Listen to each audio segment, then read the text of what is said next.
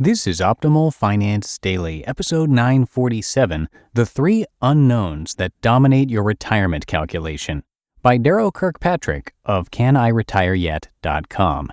And I'm your host and narrator of the show. My name is Dan, and welcome to our very first Sunday edition of Optimal Finance Daily, as we've added weekends into the mix here. Thank you so much for listening every single day, not just Monday through Friday.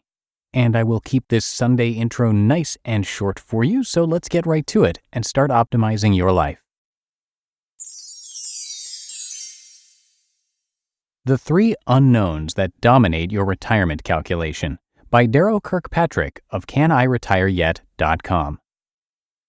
Retirement calculators are supposed to make retirement-related decisions easier, showing you how much you need to save or how much you might be able to spend once you reach your retirement goal. But as soon as you open up one of these calculators, you are plunged into a confusing world of interrelated and surprisingly arcane mathematical variables. One of the most common problems people have is simply knowing what data to enter.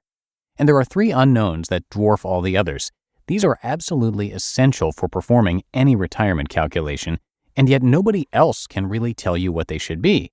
You can pay an expert to make some educated guesses, but what you're really buying is his or her personal views about the environment, politics, and your health. That's right, when you really dig into these supposedly mathematical values, you'll find yourself facing some unexpectedly subjective judgment calls on some surprisingly emotional topics. Here's what I mean by that. The growth rate. We've all heard that the long-term historical return from the stock market is in the neighborhood of 10%. Yet in recent years, we've seen a steady stream of news and views questioning whether we'll ever get those returns again. What underlies the growth of stocks? Simply this, the growth in the economy. And how has the economy been doing over the long term? In the 1950s and 60s, real growth in gross domestic product, GDP, averaged about 4% annually.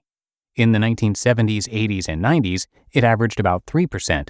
And since 2000, the average growth in GDP has dropped under 2%. So what's causing that decline in growth? Well, for starters, what exactly is growth? The dictionary defines it as, quote, an increase, extension, or expansion, end quote. And that requires consumption. So if growth is limited, it's probably because we're running out of something. What could we be running out of? Fuel, land, other natural resources? Your answer and your beliefs about how long we can sustain our current consumption patterns probably will determine what values you use for growth in your investment portfolio. The inflation rate. Since the 1970s, when it averaged slightly over 7%, to today, when it's lurking below 2%, the officially stated inflation rate has been in a long-term decline, though we've seen some volatility and spikes along the way. What does inflation mean to a near retiree? Technically, inflation is defined as the percentage rate of increase in the prices of goods and services, or the decrease in the value of the dollar in the economy. At the simplest mathematical level, inflation is simply subtracted from your investment return, so it is a headwind to the growth of your portfolio and its ability to support you. But if we want to access its possible threat in the future, we need a deeper understanding of inflation. What is it really? In fact, inflation is simply a backdoor tax on those with wealth, a mechanism for the government to spend money it doesn't have by taking some from those with savings and giving it to those without. Whether or not you approve of that policy is a political matter, but the mechanism itself is pure economics. So what might inflation do in the future? Nobody knows.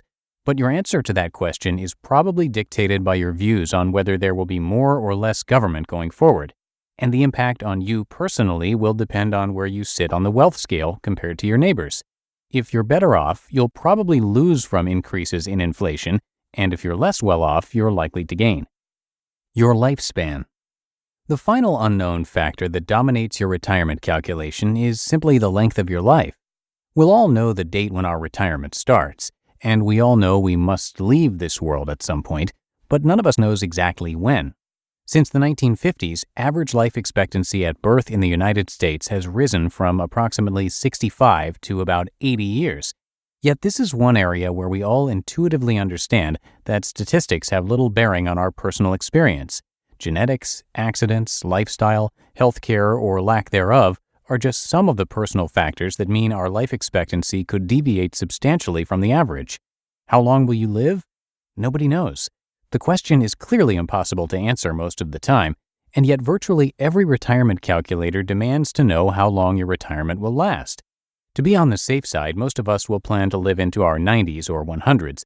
But a more realistic approach to this question could be to ask, how long might you be solely dependent on previously saved assets without the capacity or desire to generate income or reduce your lifestyle?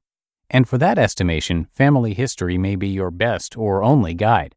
So when we analyze the retirement equation and when we attempt to compute it using most any of the available retirement calculators, we will run up against those three unknown factors: growth, inflation, and lifetime. Over the course of little more than a decade or two, modest and entirely plausible changes in any one of these factors could either magnify your retirement portfolio several-fold or lay it to waste. So, do these unknown factors call into question the validity of retirement planning? No. Planning is always useful. It tells you the path you are on in case you want to change it. But these three unknowns do call into question the actual results of any retirement calculation: growth rate, inflation rate, lifespan. How do you know what they will be for you? You don't. Then how do you calibrate them for yourself within the range of historical and statistical possibilities? Well, I won't get into numbers right here, but I will tell you where they ultimately come from. Growth rate comes from your views on the world economy and the physical environment it operates within.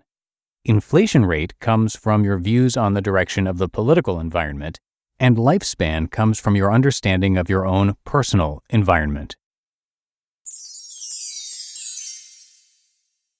You just listened to the post titled "The Three Unknowns That Dominate Your Retirement Calculation" by Darrow Kirkpatrick of CanIRetireYet.com. And that's it for another edition of Optimal Finance Daily. Thank you for your support and for listening each and every day. Hope you have a great rest of your weekend if you're listening in real time, and I'll be back with you tomorrow, where your optimal life awaits.